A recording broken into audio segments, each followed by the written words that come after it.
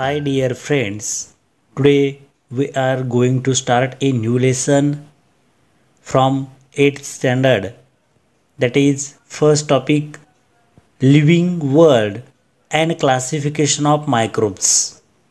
पहा मित्रांनो, आपण इयत्ता 8वीचा फर्स्ट टॉपिक आज स्टार्ट करत आहोत, living world and classification of microbes.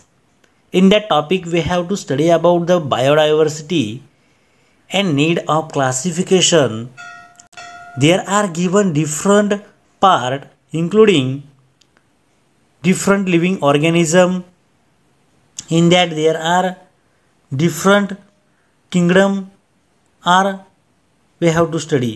पहा आपल्याला काय करायचं आहे, याच्यामध्ये वेगवेगळ्या प्रकारचे किंगडम आहेत किंवा लिव्हिंग ऑर्गॅनिझम किंवा सजीव म्हणतो आपण त्यांना मित्रांनो, त्या सर्वांचा अभ्यास करायचा आहे. पहा आणि आपण अगदी डिटेल्डमध्ये तुम्हाला म्हणजे इंग्लिश मिडियमचे विद्यार्थी असतील, सेमी मिडियमचे विद्यार्थी असतील, त्यांना अगदी व्यवस्थितरित्या प्रत्येक पॉईंट समजेल या दृष्टीने आपण त्यांना शिकवणार आहोत, जेणेकरून त्यांचा 12th 11th सायन्सचा बेस पक्का होईल.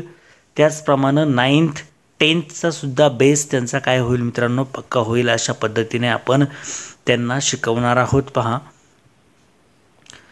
There are given the biodiversity and need of classification. पहा फर्स्ट पॉईंट तुम्हाला दिलेला आहे, बायोडायव्हर्सिटी म्हणजे काय अँड नीड ऑफ क्लासिफिकेशन म्हणजे काय. तर पहा मित्रांनो, तर या ठिकाणी जी क्वेश्चन विचारलेले आहे त्यांची ॲन्सरसुद्धा या ठिकाणी आपल्याला पाहिजे आहे. पहा, तर त्यांनी म्हटलं आहे biodiversity and need of classification. Biodiversity म्हणजे काय, तर जैवविविधता असे म्हणतात त्याला, मराठीमध्ये काय म्हणतात, जैवविविधता.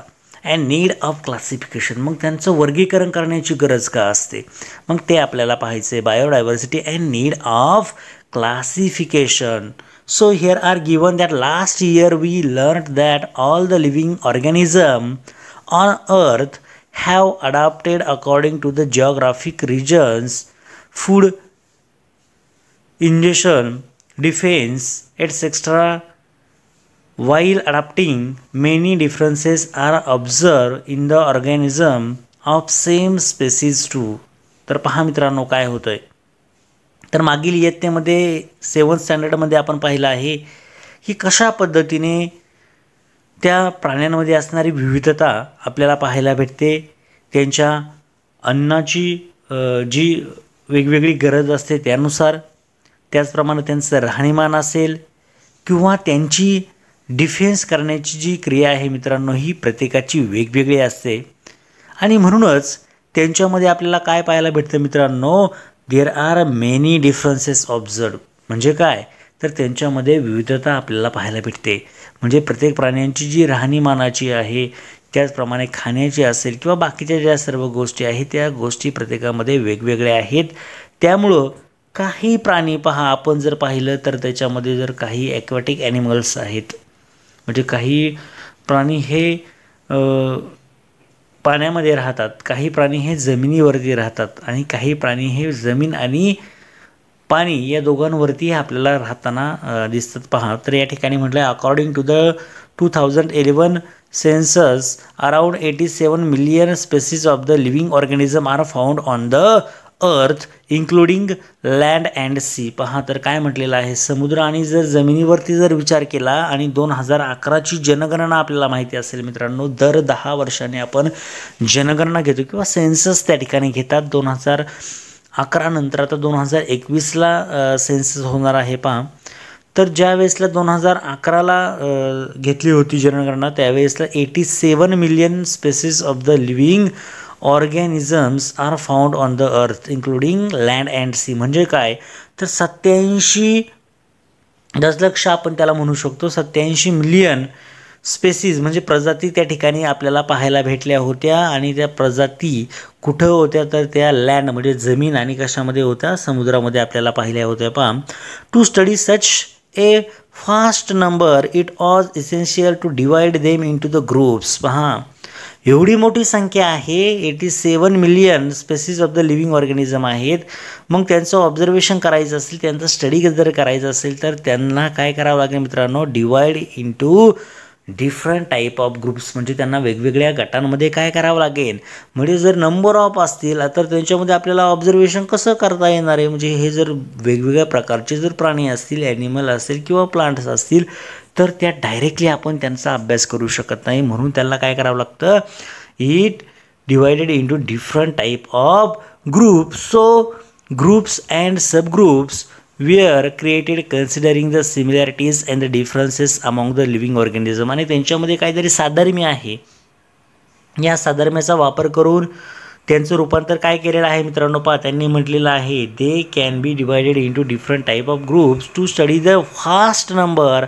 It was essential to divide them into groups. पहा, आणि काय झालं होतं, या सगळ्या गोष्टींचा विचार करून त्यांना वेगवेगळ्या गटांमध्ये काय करावं लागत होतं, आपल्याला डिवाईड करावं लागत होतं, म्हणजे त्यांची विभागणी करावं लागत होती. पहा, groups and subgroups we are created considering the similarities, म्हणजे त्यांच्या जी साधर्म्य आहे त्यांच्यामध्ये काही जे गुणधर्म म्हणतो आपण त्याला, तर ते कसे होते, सारखे होते. Similarities among the living organism. This process of the dividing living organism into groups and sub groups is called biological classification. पहा, आणि त्यालाच काय म्हणतोय आपण, जैविक वर्गीकरण आपण ज्याला म्हणतो, बायोलॉजिकल ज्याला म्हणतात. पहा, बायोलॉजिकल क्लासिफिकेशन, याच्यावरती तुम्हाला डेफिनेशन एक्झाममध्ये येऊ शकते. Because this definition is in also 9th and 10th standard असतं. तुम्हाला पुढे 9वी आणि 10वीमध्ये सुद्धा या गोष्टी सर्व स्टडी करायच्या आहेत. That is this chapter is based on the biology part. सायन्सला तुम्हाला 4 महत्त्वाचे सब्जेक्ट आहे, PCMP, physics, chemistry, mathematics, biology. आणि त्याच्यामध्ये बायोलॉजी आणि बायोलॉजीचे 2 पार्ट होतात त्या ठिकाणी, झुलॉजी अँड बॉटनी. तर हा जो पार्ट आहे हा झुलॉजीचा आहे, म्हणजे प्राणीशास्त्राचा अभ्यास याच्यामध्ये आपल्याला आहे. त्याचप्रमाणे बॉटनीचा सुद्धा आहे, वनस्पतीमध्ये. त्यालामध्ये जर पाहिलं तर लिव्हिंग ऑर्गॅनिझममध्ये ते पण येतं, वनस्पती प्लांटसुद्धा येते, ॲनिमलसुद्धा येतो. पहा, मग this process of the dividing living organism into groups and subgroups is called biological classification. आणि यालाच काय म्हणतो आपण, लिव्हिंग ऑर्गॅनिझम म्हणजे काय, जे जिवंत प्राणी आहे, जीवसृष्टी आहे, त्याचं रूपांतर कशामध्ये करायचं, ग्रुपमध्ये करायचं आहे आणि सबग्रुपमध्ये करायचं आहे. ती जी क्रिया आहे त्यालाच काय म्हणतो आपण, biological classification. It is called as biological classification. Okay, so here are given the Robert Harding Whittaker 1920 1980 as an American ecologist.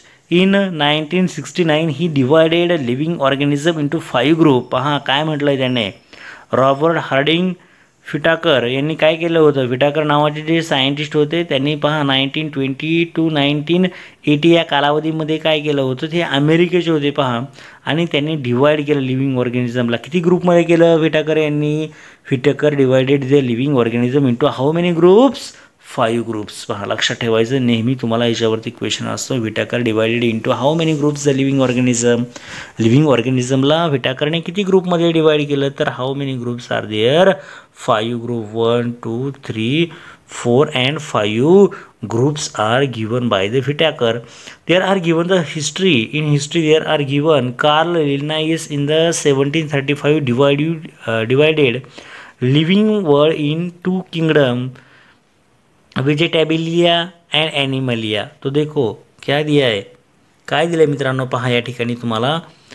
तर या आपण जर इतिहासामध्ये जर डोकवलं तर कार्ल लिनायस यांनी काय केलं, 1735मध्ये लिव्हिंग वर्ड किती याच्यामध्ये डिवाईड केला, 2 किंगडममध्ये. त्याच्यामध्ये एक काय होता, व्हेजिटेबिलिया होता आणि दुसरा कोणता होता, ॲनिमलिया, म्हणजे एक वनस्पती, आणि दुसरं कशामध्ये त्याने डिवाईड केलं, प्राण्यांमध्ये. पहा, दुसरं त्याने म्हटलेलं आहे, पहा, हिकेल इन 1866 कन्सिडर्ड 3 किंगडम. पहा, आता याने हिकेलने काय केलं, पहा त्याने 1866मध्ये 3 किंगडम विचारात घेतले. एक होता protista, second plant and third animal. पहा, म्हणजे प्रोटिस्टा, प्लांट म्हणजे वनस्पती आणि प्राणी यांच्यामध्ये त्याचं काय केलं, वर्गीकरण केलं. त्यानंतर इन 1925 पहा 1925मध्ये पहा म्हटलं त्यांनी कॅटॉन किंवा चॅटॉन म्हटलेलं आहे, पहा तुम्हाला, क्रिएटेड 2 ग्रुप्स, प्रोकॅरिओट्स अँड यूकॅरिओट्स. पहा, कोणते ग्रुप तयार केले तुम्ही, प्रोकॅरिओट्स म्हणतो आपण त्याला, आणि दुसरं म्हटलं कॅरिओट्स म्हटलेलं आहे. पहा, त्यालाच आपण आदिकेंद्रकीय असे म्हणतो पहा. त्याने म्हटलेलं आहे प्रोकॅरियोट्स म्हटलेलं आहे आणि युकॅरियोट्स म्हटलेलं आहे. ह्या गोष्टी तुम्हाला त्या ठिकाणी म्हटलेलं आहे. एक प्रो म्हणजे काय तर आदिकेंद्रकी म्हणतो आपण प्रोकॅरियोट्स, आणि युकॅरियोट्स म्हणजे काय दृश्य केंद्रकी. पहा, आदिकेंद्रकी आणि दृश्य केंद्रकी अशा दोन पार्टमध्ये त्यांनी काय केलं, त्याचं डिवायडेशन केलं. पुढे म्हटलेलं आहे in 1938 Copeland divided living organism into 4 kingdom. पहा, आणि हे कोपलंडनी काय केलं, किती पार्टमध्ये डिवाइड केलं ह्या लिव्हिंग ऑर्गॅनिझमला, 4 पार्टमध्ये. त्याच्यामध्ये kingdom, Monera, protista, plant and animal ह्या 4 पार्टमध्ये डिवाइड केलं. कोणी, तर कोपलंड यांनी. पहा, तर त्यांचंच काय म्हटलेलं आहे तुम्हाला. आणि त्यांच्यानंतर म्हणजे यांनी पहा एकाने 2मध्ये, एकाने त्यानंतर लगेच 3मध्ये, नंतर परत 2मध्ये आणि नंतर 4मध्ये असं वेगवेगळ्या प्रकारे काय केलं, डिवायडेशन केलं. But Robert Harding Whittaker divided how many parts are there, how many groups are there, 5 groups. पहा, यांनी प्रत्येकाने 4पर्यंत केलं होतं त्यांनी डिवायडेशन प्रत्येकाने. कोणी 2, कोणी 3, कोणी 4, कोणी 5 अशा प्रकारचं डिवायडेशन केलं होतं. बट व्हिटाकर यांनी किती ग्रुपमध्ये केलं, तर आपल्याला दिसत असेल व्हिटाकर यांनी किती ग्रुपमध्ये केलेलं आहे, तर 5 ग्रुपमध्ये केलेलं आहे. How many groups are there, 5 groups. पहा, ते ग्रुप्स कोणते आहेत ते आज आपण फर्स्ट डिस्कस करणार आहोत. ते ग्रुप कशा पद्धतीने आहेत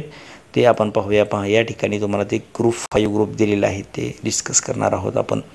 for this classification Whittaker considered following criteria. पहा, त्यांनी क्रायटेरियासुद्धा वापरला होता. कुणी, व्हिटाकर यांनी. How many groups form by the Whittaker, how many groups are divided by the Whittaker, there are, remember, 5 groups are divided. In 5 groups the living organism are divided by the Whittaker. Which 5 group are there, we have to study about that. आपल्याला त्याचा अभ्यास करायचा आहे. कोणते 5 group होते पहा, आणि ते कशाच्या बेसवरती होते, तर फर्स्ट म्हटलं त्यांनी. पहा, कॉम्प्लेक्सिटी ऑफ सेल स्ट्रक्चर म्हणजे पेशीची रचना कशी आहे याच्यावरती आधारित. मग त्याच्यामध्ये पेशीची रचना कशी आहे म्हणजे पेशीच्या रचनेतील जी विविधता आहे किंवा त्याच्यामध्ये असणारी जी रचना आहे, या रचनेच्या बेसवरती त्याने विभाजन केलं. त्याच्यामध्ये 2 प्रकार पडतात. एक असतो प्रोकॅरियोटिक, सेकंड असतो युकॅरियोटिक. प्रोकॅरियोटिक म्हणजे काय मित्रांनो, तुम्हाला मी मगाशी सांगितलं की आदिकेंद्रकी. प्रोकॅरियोटिक मीन आदिकेंद्रकी म्हणतो, आणि दुसरं आहे दृश्य केंद्रकी आपण त्याला म्हणतो. युकॅरियोटिक म्हणजे दृश्य केंद्रकी. पहा, दुसरा प्रकार दिलेला आहे. पहा, कशामधली विविधता आहे, तर कॉम्प्लेक्सिटी ऑफ द ऑर्गॅनिझम म्हणजे त्या सजीवामध्ये असणारी जी वेगवेगळ्या प्रकारची रचना आपण त्याला म्हणू किंवा विविधता आहे, ती कॉम्प्लेक्सिटी आहे. त्याला म्हणते त्यांनी युनिसेल्युलर अँड मल्टीसेल्युलर. म्हणजे त्यालाच आपण काय म्हणतो, युनिसेल्युलर म्हणजे काय आणि मल्टीसेल्युलर म्हणजे काय, तर एकपेशीय म्हणतात मित्रांनो त्याला. युनिसेल्युलर मीन्स एकपेशीय, मल्टीसेल्युलर म्हणजे बहुपेशीय असं त्याचा अर्थ घेतला जातो. तुम्हाला लक्षात घ्यायचं आहे, unicellular and multicellular. Second there are given mode. Mode म्हणजे काय, तर त्याच्या कशा पद्धतीनं त्याचं न्यूट्रिशन होतं. न्यूट्रिशन म्हणजे काय, तर पोषण. म्हणजे तो दुसऱ्यावरती अवलंबून असतो जेवण करण्यासाठी, म्हणजे त्याचं पोषण करण्यासाठी, की स्वतःचं अन्न स्वतः तयार करतो. मग त्याचेसुद्धा काय म्हटलं, 2 पार्ट पाडलेले पाहिजे. न्यूट्रिशन म्हणजे पोषण, स्वतःचं अन्न तयार करण्याची जी क्रिया आहे किंवा स्वतः तो जगण्यासाठी काय करतोय, काय वापरतोय, तर त्यांनी दिलेलं आहे पहा प्लांट्स. तर वनस्पती काय आहेत, प्लांट म्हणजे वनस्पती. तर ते काय करतात, ऑटोट्रॉपिक आहेत, फोटोसिंथेसिस. त्याच्यामध्ये त्यांनी म्हटलं आहे पहा फंगी म्हटलेलं आहे. Saprophytic, absorption from the dead organism, animals, heterotrophic and the ingestive म्हटलेलं आहे पहा.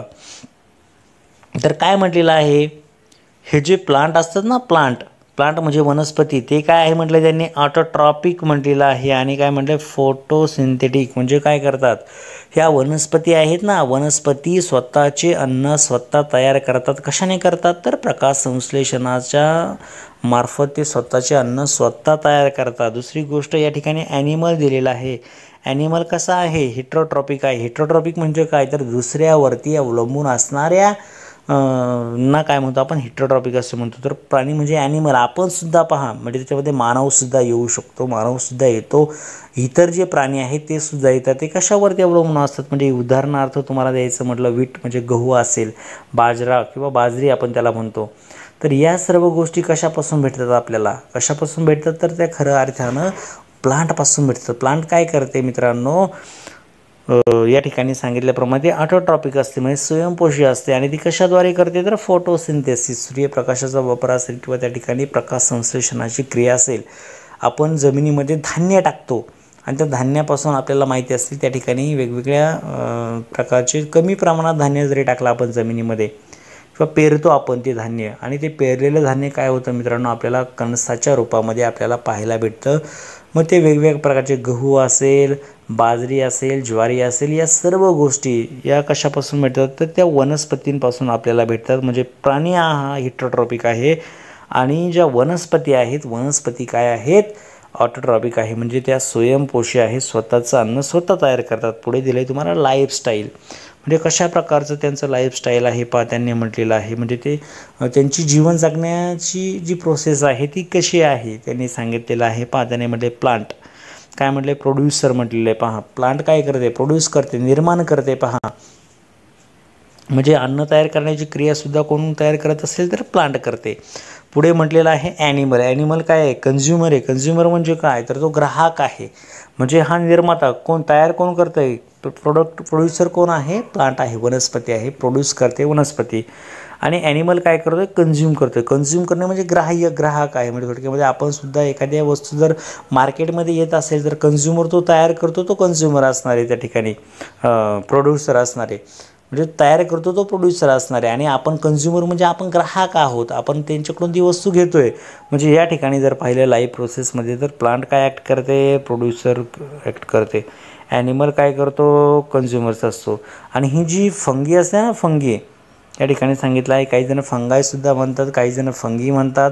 तर आपण फंगी साधारणतः जर विचारात घेतलं तर डिकम्पोजर्स आहेत. काय म्हणतो आपण त्याला, डिकम्पोजर्स, त्याला विघटक असे म्हणतात. म्हणजे एक तयार करतो, एक काय करतो म्हणजे उत्पादन करणारा एक असतो, कन्झ्युमर म्हणजे एक ग्राहक असतो, आणि तिसरा जो असतो विघटक असतो. विघटक म्हणजे त्या गोष्टीचं विघटन करतो. म्हणजे थोडक्यामध्ये जर आपण पाहिलं एखादा प्राणी जर त्या ठिकाणी डेड झाला, मेला, तर त्या ठिकाणी तो जर एखाद्या ठिकाणी असेल तर बाकीचे काही गोष्टी, बाकीचे ऑर्गॅनिझम काय करतात, त्याच्यावरती अटॅक करतात, त्याला खातात.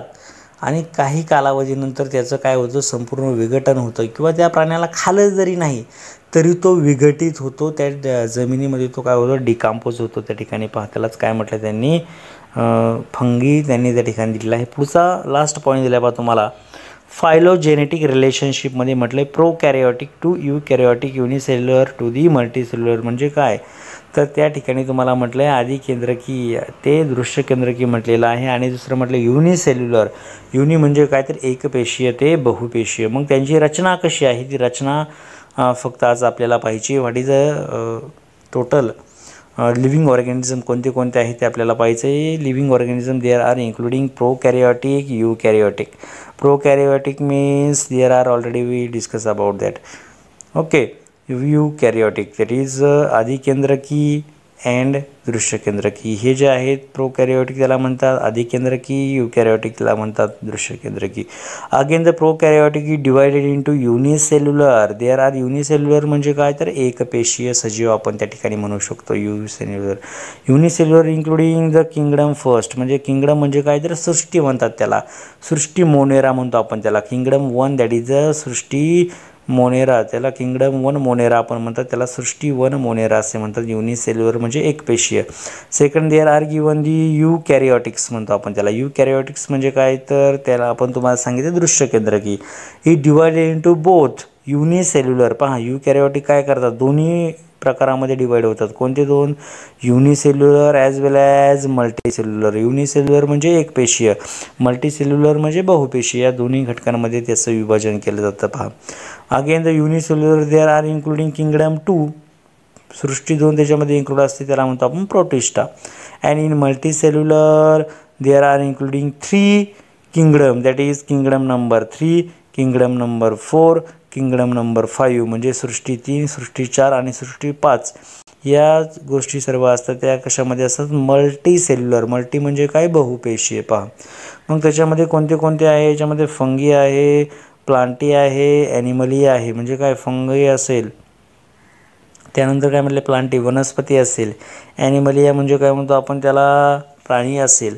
म्हणजे या सर्व गोष्टी कशामध्ये येतात तर मल्टी सेल्युलरमध्ये येतात. मग त्याची एक्झाम्पल तुम्हाला दिलेले आहे पहा या ठिकाणी. जर पाहिलं तर फंगीमध्ये काय असं सेल ऑल म्हणजे पेशी भित्ती काय असते प्रेझेंट बट ऑर्गॅनिझम पहा त्याने म्हटले cell wall present but organism can't perform photosynthesis म्हणजे काय प्रकाश संश्लेषणाची क्रिया त्या ठिकाणी होत नाही. सेल ऑल आहे पेशी भित्ती काय आहे त्या ठिकाणी. ऑल म्हणजे काय तर भिंत आपण थोडक्यामध्ये म्हणू किंवा त्याला स्वतःचं बाहेरचं आवरण आहे म्हणजे त्या ठिकाणी सांगितलेलं आहे फंगीला. या ठिकाणी पहा किंगडम 4 प्लांटी म्हटले प्लांटी म्हणजे वनस्पती पहा cell wall present and the organism can perform photosynthesis म्हणजे या ठिकाणी अन्न तयार करण्याची क्रिया होते या ठिकाणी होत नाही. या ठिकाणी अन्न काय होतं आहे फोटोसिंथेसिस तयार होतं आहे म्हणजे काय होतं आहे तर ते वनस्पती काय करते स्वतःचं अन्न तयार करते. आणि लास्ट आहे किंगडम 5.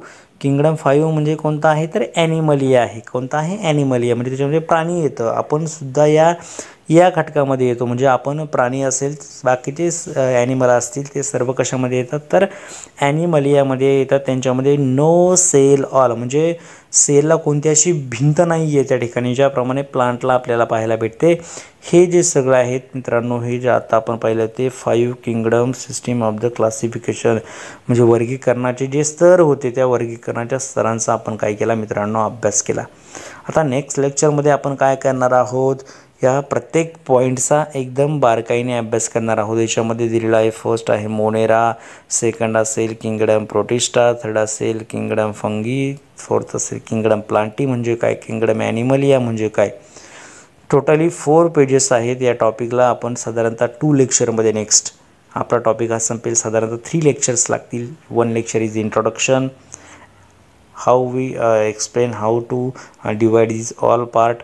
युनिसेल्युलर मीन्स युनिसेल्युलर म्हणजे काय, त्याच्यानंतर युकॅरियोटिक्स म्हणजे काय, प्रोकॅरियोटिक्स म्हणजे काय, या सगळ्या गोष्टींचा आता या टॉपिकमध्ये आपण काय केला अभ्यास केला मित्रांनो. पहा भरपूर अशा मित्रांच्या मागणीनंतर आपण खरं तर सेमी आणि इंग्लिश मिडियमचे लेक्चर्स चालू केलेले आहेत. जास्तीत जास्त तुमच्या मित्रांना काय करा मित्रांनो शेअर करा, सबस्क्राईब करा, लाईक करा, कमेंट करा जेणेकरून जर विद्यार्थ्यांना गरज जर असेल तर आपण तेवढ्याच जोमाने तेवढे टॉपिक त्यांना पटापट सेंड करणार आहोत जेणेकरून जर घेणारे असतील तर देणारा पटापट देत असतो. त्यामुळं काय करा जास्तीत जास्त मित्रांपर्यंत शेअर करा.